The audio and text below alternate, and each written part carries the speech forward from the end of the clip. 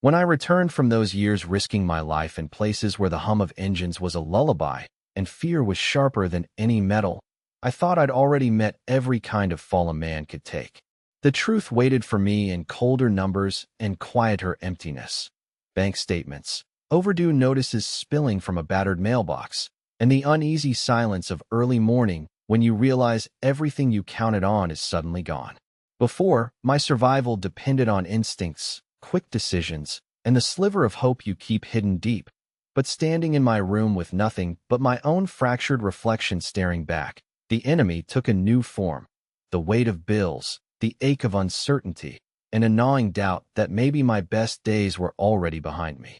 I had no contract, no crew at my back, no steady paycheck in my pocket. My name carried stories, maybe even respect in the right circles, but it didn't pay for groceries.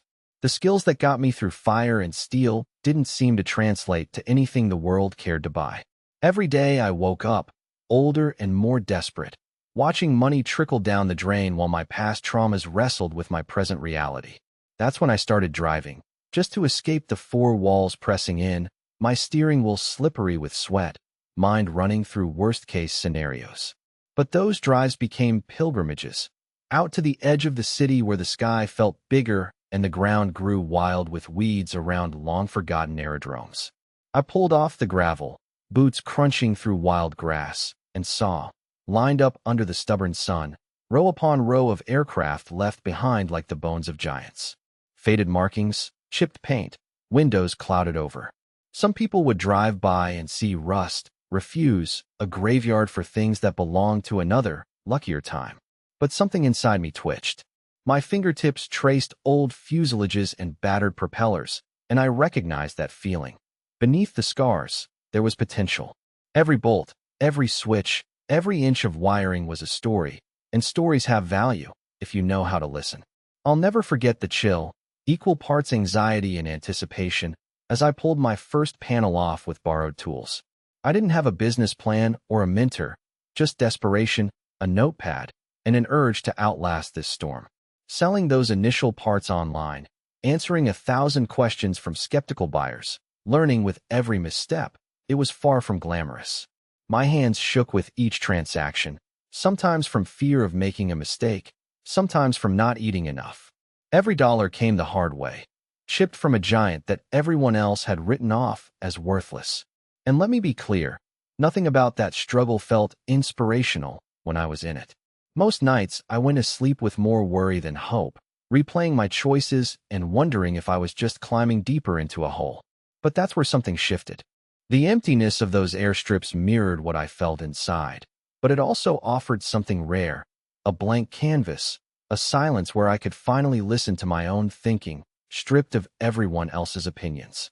I learned to recognize opportunity not as a lightning strike, but as a form of seeing, training my eyes and mindset to notice what others dismissed, to ask why not, instead of why bother. My first real lesson wasn't in business. It was in holding steady against that inner voice screaming that I shouldn't even try. Maybe you've stood somewhere similar, at the edge, staring into a financial void, convinced that real chances belong to someone else. Maybe your mailbox fills with more threats than invitations, and every friend's advice sounds hollow because none of them have lived your story. Maybe the weight isn't just numbers, but shame, frustration, or the dull ache that comes from watching all the things you once believed slipping, one after another, out of reach. If you have, believe me, you're not alone. There's a quiet pain in realizing that nobody is coming to rescue you, and that the world is more complicated and more indifferent than you were ever told. But there is something on the other side of that pain. I've seen it in the way old machines can come to life again, and in the stretch of days when refusing to give up is all you have left. If you're willing, let's take a journey together, not through platitudes or easy promises, but through a real shift in how we see, manage, and ultimately master the opportunities that exist, hidden in plain sight, no matter how dire the circumstances may seem.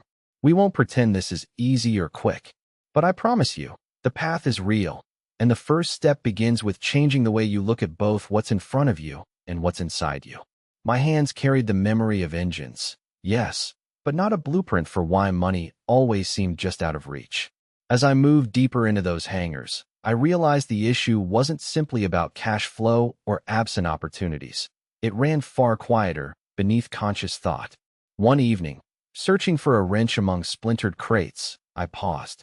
It struck me how certain voices from my past echoed louder whenever bills loomed on my kitchen table. I remembered my grandfather muttering, "Money doesn't grow on trees," and teachers half joking that some of us were born to struggle. These borrowed phrases had rooted themselves subtly, as if my life were a script written by unseen hands. Without realizing it, I had been replaying patterns inherited from kitchens filled with worry and living rooms where tired parents counted coins behind closed doors. The beliefs handed down, from family superstition to old neighborhood jokes, formed a web so fine I didn't notice tripping. Yet the consequences showed up every day in hesitation and a default suspicion that success wasn't meant for me. It occurred to me that I'd become an actor in a drama directed decades before I ever earned a paycheck. This was not simply about dollars and cents. This was about the lens I was given in childhood, shaping not just my decisions, but my expectations for what was possible. As I spent evening after evening sorting aged components, a question kept surfacing. Why did my pulse double with each new possibility, as though hope were a risky bet? Old stories flickered behind my choices, stories about worth, luck, and how much pain you had to endure before you deserved relief. None of these beliefs were written down, yet they were everywhere. In the offhand ways elders dismissed dreamers, in the resignation of neighbors who joked about making do, in the cautious tone my father took whenever someone mentioned prosperity. These ingrained blueprints didn't just shape my doubts, they dictated my reactions under stress, leading me to pass up on chances and settle for less. Learning to spot these inherited codes was as exhilarating and terrifying as prying open an unfamiliar instrument panel. Wires everywhere, some live, some cut. Once I caught a glimpse of this hidden circuitry, patterns emerged. For instance, whenever an idea for a new venture sparked, a familiar anxiety surfaced, whispering that failure meant shame, not feedback. It was as though my mind filtered every opportunity through a chipped lens, coloring possibility with past disappointment. Now, imagine facing a similar crossroads, trying to make financial moves while a quiet voice inside insists, "People like us never get ahead." These old scripts activate invisibly, nudging you away from assertive negotiation or sowing doubts about seeking better clients. On days when income stalled, I found myself sabotaging progress, not through grand failures, but small acts of self-doubt, delaying calls, underselling my effort, letting fear masquerade as honesty. Such programming doesn't announce itself with a siren. It might show up as guilt each time you splurge or a stubborn discomfort when a windfall surprises you. Maybe old warnings from home resurface whenever you consider a bold investment or change course in your career. These patterns resist logic. They live in memory, sensation, and emotion. In uncovering these pieces, I realized every dollar I earned, or lost, was entangled not only in external market conditions, but also in internal narratives inherited before I ever got a say. That revelation became a pivot point. Recognizing my beliefs didn't make them vanish, but it shed light on how they quietly shaped what possibilities I saw, chased, or let slip through my fingers. Owning this truth became a process, staring into my own reflection and daring to rewrite lines I'd inherited. Each time I acted anyway, despite the inner chatter, a new pathway formed inside me, like finding an unexpected circuit that could power an old machine back to life. What I couldn't see before had shaped me. What I could learn to see might just liberate me. This awareness wasn't a solution, but it cracked open a door to start designing a future truly my own, guided by fresh understanding rather than silent, inherited scripts. I stood in that cramped workspace, the faint echo of clanging metal in my ears, as a chilling realization took hold. For far too long, I'd been living my days as if unseen hands had drawn limits around what was possible for me. Yet, as dusk filtered through fractured hangar windows, another truth emerged. Nearly all of us walk through life haunted by unexamined rules about money, unspoken codes handed down by teachers and neighbors, movies and headlines, even casual jokes in the break room. These myths didn't just float in stories. They lurked in choices, ready to sabotage our best attempts the moment we wanted to climb higher. One late afternoon, sorting through a box of weathered avionics, a mechanic named Jonas wandered over. He watched me inventory dials, then asked, "Why bother, Renato? Everybody knows old parts hardly fetch a dime." His tone was casual, but his words carried decades of local wisdom, wisdom that insisted fortune belonged to someone else, and effort was mostly wasted. Yet, when I looked at his hands, scarred, stained, weathered, I wondered how many talents had been boxed up by that same thinking. Here was a man with stories in his scars, doubting the worth of every risk he hadn't taken, boxed in by graveyard predictions. The longer our conversation drifted, the more I realized how these shared fictions, money's supposed scarcity, wealth as luck, risk as foolishness, could become iron bars. There's a kind of tired, knowing smile people flash when opportunity is mentioned, a look that says, "We've heard it all before."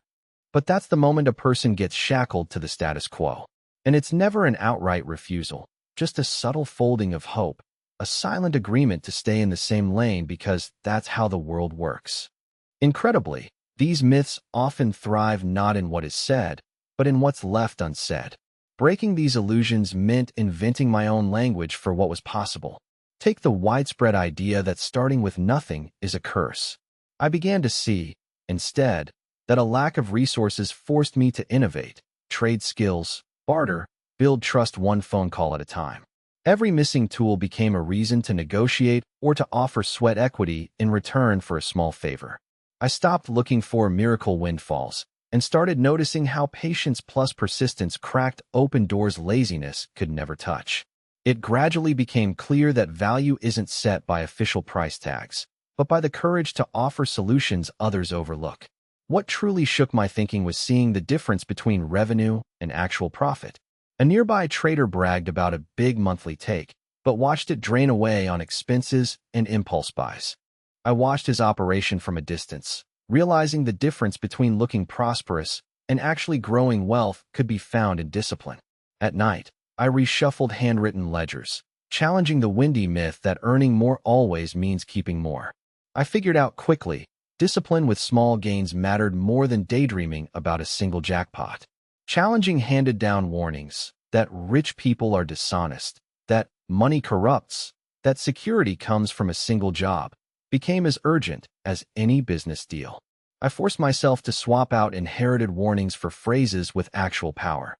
The more I contribute, the more I earn. Every skill, traded or sold, can build a foundation. Learning is my greatest asset. Each became a kind of shield, dissolving reluctance with every repetition. Consider this for yourself. Which myth's shadow is longest in your decisions? Is it the belief that someone with your background can't break through, or the tale that every risk will just lead to loss?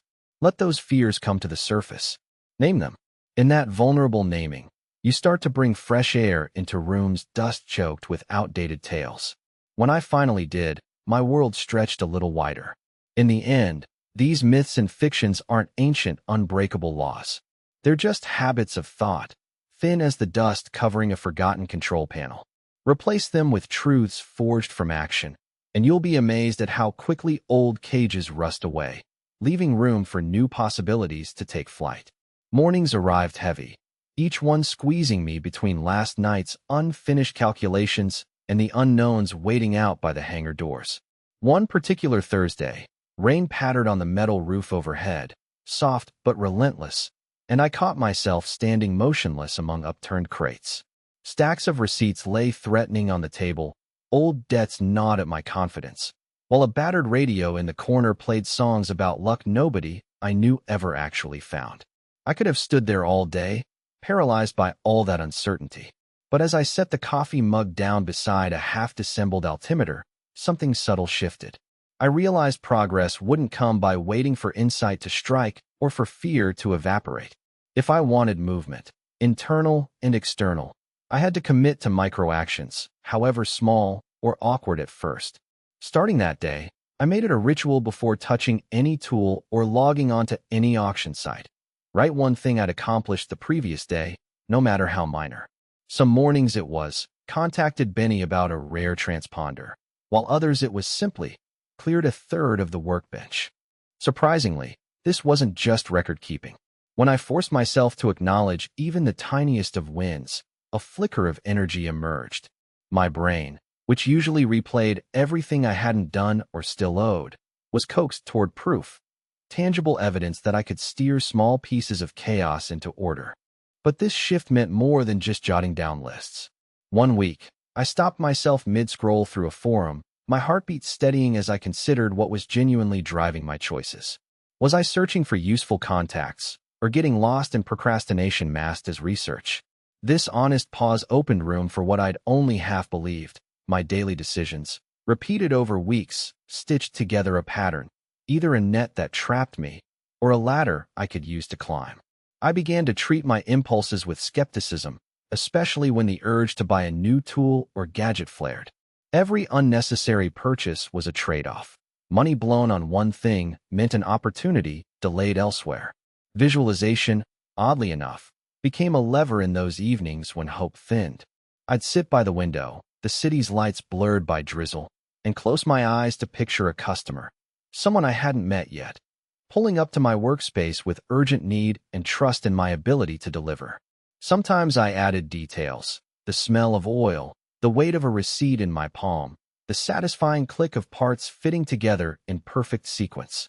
This practice wasn't about ungrounded daydreaming. It was about rehearsing confidence, making the unfamiliar feel not just possible, but inevitable. On days I faltered, those visual scenes were like secret rehearsal spaces for courage, lending momentum when circumstances felt static. Journaling wasn't something I ever imagined for myself. Frankly, it sounded like homework for someone more reflective or less burdened by immediate needs. But quiet nights alone with greasy hands and a tired mind turned that practice into a lifeline, recording not only what worked, but where panic or impatience had steered me wrong. Let me track cause and effect in real time. Pages filled up with details. The phone call I almost didn't make that opened a door. The moment I hesitated too long and lost a sale to someone bolder. Layer by layer, my surroundings changed. Small victories multiplied, and small missteps became warnings, not accusations. By counting progress and confronting self-sabotage, every day became a living blueprint. None of this shielded me from risk or erased bills overnight. Rather, it structured my mindset for resilience. Each practical step was a quiet rebellion against settling for the familiar. Over time, as skills sharpened and discipline grew, new opportunities showed themselves, not because outside circumstances had softened, but because, day by day, my habits wrote a different outcome, one I could finally claim as earned. A sharp smell of solvent hung in the air as I traced the aisle of a parts warehouse, inventory ledger under my arm, boots pressing dust into the linoleum. My phone buzzed with an incoming message, a late-night mechanic, desperate for a discontinued sensor. That day, instead of rushing to offer an immediate answer, I paused. Negotiation had always made me uneasy, but something shifted deeply after months on this unpredictable trail. Instead of seeing myself as someone scraping for any deal, I started measuring every exchange as a line in the unfolding story of my new life. In the early days, chasing quick wins tempted me at every turn. Cash orders, especially, called with the luster of immediate comfort. Yet, clarity sharpened. Rapid revenue, unless stewarded with intent, evaporated as fast as it arrived. I watched others, too, shopkeepers and scrappers lured by the first open hand, only to find themselves locked into cycles of feast and famine. Observing this played like an uncomfortable mirror, revealing my own reflex to treat any sale as a life raft. That reflex, I began to see, stood in the way of true, sustainable progress. Consciously, I began to craft boundaries where none existed before, deciding that not every buyer deserved a lower price. Not every opportunity warranted an exhausted yes. With each transaction, I reminded myself, discipline multiplies benefit, and reluctance to negotiate undercuts the value I bring. No more apologetic discounts. No more late-night second-guessing over undervalued parts. The more I trained myself to negotiate firmly and fairly, the more my confidence grew, not just in business, but in the way I approached all uncertainty. Beyond shrewder deals, a subtler transformation took root in my daily routines. Income, I realized, shouldn't dictate the script for spending. Instead, every dollar needed a direction before it even hit my account. I instituted a ritual. Each Sunday evening, under the orange glow of the workbench lamp, I charted where earnings would flow in the week ahead. Some went to replenish stock, some to sharpen my tools, and a small reserve always found its way into a sealed envelope labeled Future Fires. Gradually, planning replaced the old surge of anxiety tied to sudden expenses. It was purposeful, even serene, a marked contrast to the chaos I once courted. Contrasting the bigger temptations, the allure of appearing prosperous danced in my periphery. I'd see an acquaintance roll up in a new truck or flash business cards printed on glossy, expensive stock. Yet, time taught me that signals of outward abundance often cloak inner instability. I reminded myself that real security thrives unannounced. It's the steady growth I saw in replenished inventory, the expanding list of repeat customers who trusted my word, and the unspoken ease at night when debts no longer pressed in. Growing past mere transactions, my role began to evolve. I moved from being a scrapper hunting for next month's rent to a reliable supplier whose number lived at the top of several foremen's phones. Trust multiplied. Reputation widened the circle. Still, temptation never fully disappeared. There were days when an influx from a bulk sale tempted me toward upgrades, a fancy tool here, an unnecessary expense there. But that same temptation became an invitation for restraint. I learned to press pause, not out of deprivation, but as a sign that I'd truly shifted my allegiance from impulse to intention. You, too, might face days where the easy answer calls to you, a shortcut promising relief, a sudden indulgence to momentarily outrun anxiety. But every decision, each boundary, every plan mapped out on a quiet evening.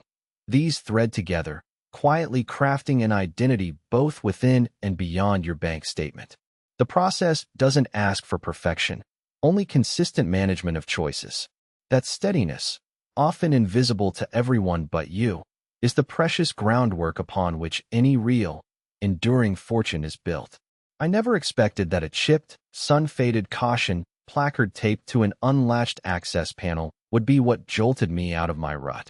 That tiny square of metal, barely legible, smeared with decades-old fingerprints, held no obvious value at first glance. But a restoration specialist visiting from out of town lingered over it, running his flashlight across the letters. This would complete my cockpit restoration, he murmured, almost to himself. I watched as genuine excitement lit up his tired face. In that moment, I realized I'd been underestimating my own eye for detail, dismissing as irrelevant what might be precisely what someone else needed. There was an entire universe tucked among the small, the overlooked, and the forgotten. Uncovering treasure didn't always mean prospecting for gold. It meant noticing overlooked assets right under my nose. Building on this, I began to entertain a line of thinking that had previously seemed foreign to me, creating solutions instead of merely fixing problems. Previously, my focus had fixated on patching leaks, covering shortfalls, and preventing disasters. However, with that simple placard exchange, I pivoted. I started asking potential clients not just what was broken, but what they dreamed of finishing. If someone wanted a particular piece for a vintage repair or needed a custom mount for a unique fixture, I began to fill those gaps. This time, my mind turned not to what was missing from my life, but to what others truly desired. I learned to craft value by combining unusual skill sets. I could shape metal, source obscure parts, and connect experts who, left to themselves, might have never crossed paths. Each collaboration was a chance to curate not just inventory, but trust. In doing so, I witnessed something unexpected.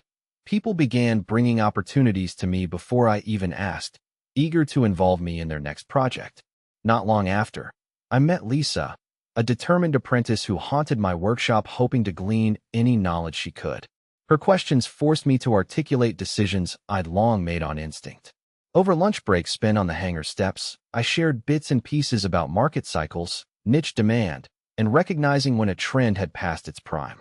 Lisa's hunger to learn reminded me that expertise wasn't only about knowing where to source a part, but being able to teach someone else how to ask the right questions. This compelled me to formalize my process, developing checklists, documenting patterns in buyers' requests, and even sketching out a flowchart describing how one successful find often unlocked another.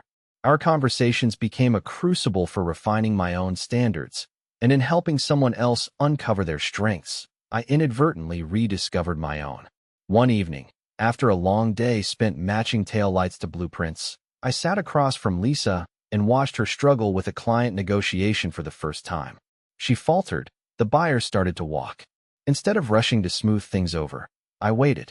She regrouped, scrutinized his priorities, and, drawing on what we'd discussed, offered an alternative solution he hadn't considered. His hesitation shifted, and a deal was made. Watching this negotiation unfold awakened a sense of stewardship in me. My efforts had begun to ripple outward, empowering others to step up and claim their own place in this unlikely ecosystem. Diversifying our efforts, I encouraged my growing circle to spot connections between unrelated industries.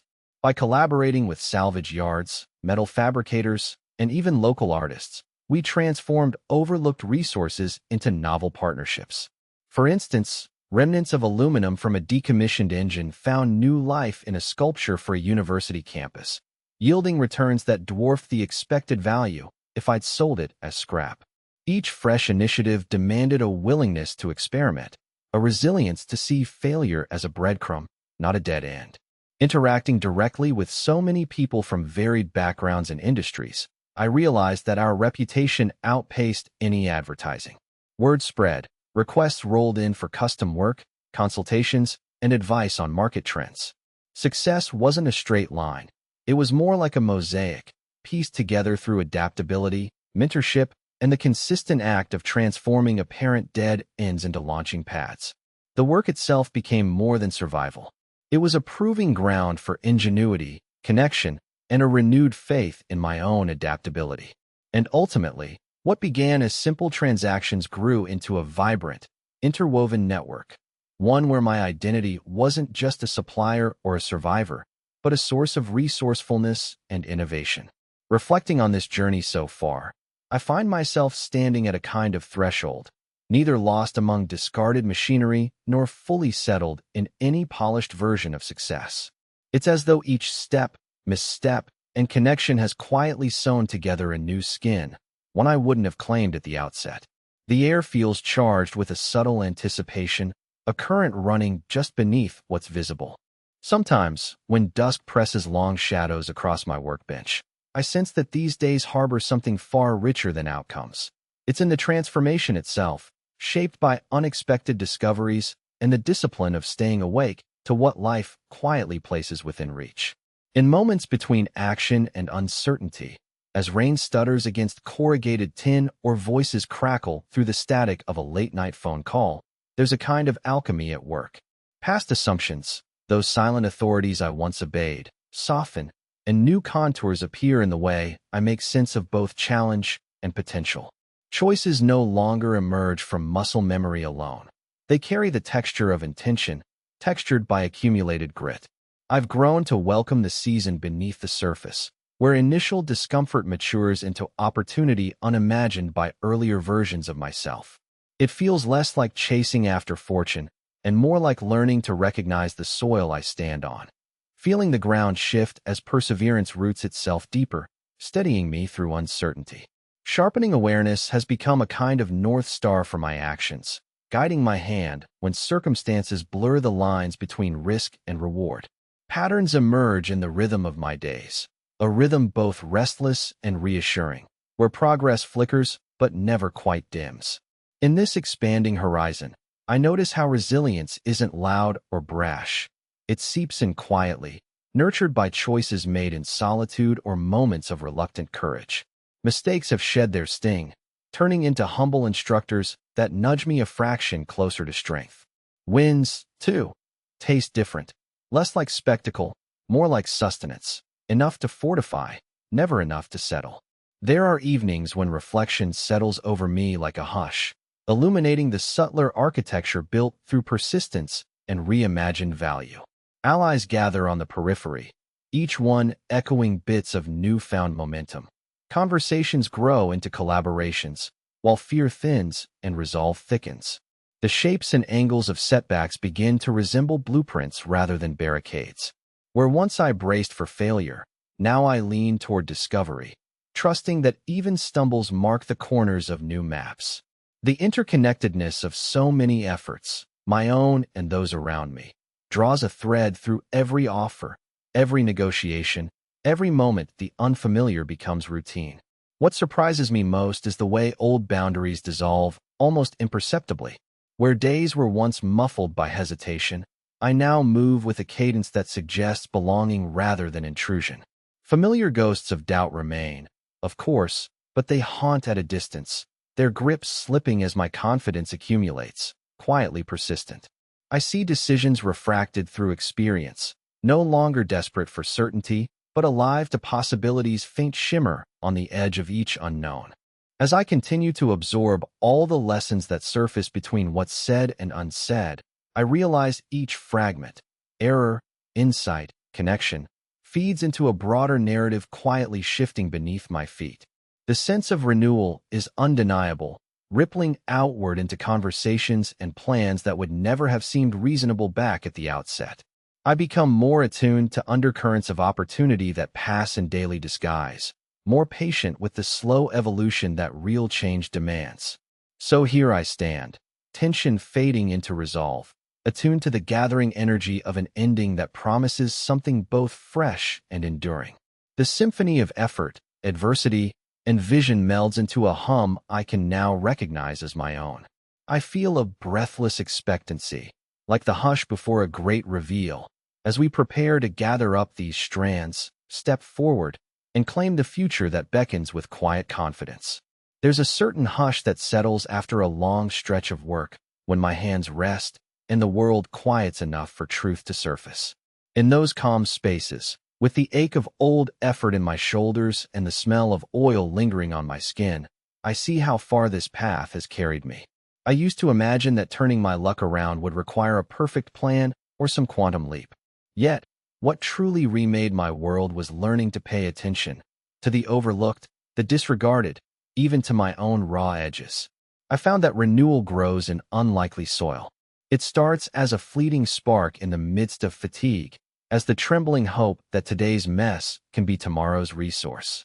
So much of my journey unfolded while wrestling the weight of beliefs I'd never questioned, feeling around in the dark for the outlines of opportunity where others said only loss existed. There was no single moment when everything became clear, only a gradual unlocking, as discipline took root through rituals and the stories I told myself began to soften. Money, I discovered, wasn't simply a measure of transactions or status. It turned into a silent partner, sometimes challenging me, sometimes teaching me, always reflecting the care and creativity I brought to its management. Working in that forgotten hangar, I learned to thread patience through adversity and to let curiosity lead when logic lagged behind. Triumph never arrived on schedule. More often than not, it sidled up quietly, hidden inside a problem I finally solved, or the fierce effort I poured into a day that seemed intent on beating me down. Over time, I discovered that resilience isn't about shoring up against disappointment, but about cultivating readiness. It's the willingness to live awake, to respond to setbacks with the belief that seeds of strength are sown precisely where old comforts give way. Watching new faces step through my door, eager or uncertain, sometimes both, reminded me that possibility doesn't need an invitation. It's always circling at the edge of awareness, waiting for us to claim it by seeing with fresh eyes. I realized that the real shift wasn't just a matter of earning power or skill. It showed itself in the way I learned to stake my identity on growth, choosing grit over guarantees, connection over ego, and patience over urgency. What began as survival gradually became stewardship. I stopped chasing a finish line and started building a foundation intended to last. I think about Lisa, about silent mornings when I paused before making a decision that could have gone either way. I think about how the lessons gathered from failure and stumbling, lessons etched deeper than any fleeting victory, became the scaffolding for a kind of prosperity I never expected. Now, when dusk gathers and the day's noise fades, I stand in the middle of what used to seem overwhelming and feel the pulse of quiet purpose. Everything I need, everything any of us might need, starts with the way we choose to interpret what's available, how we honor our setbacks, how we value unseen assets, how we dare to manage what's in our hands as if it mattered.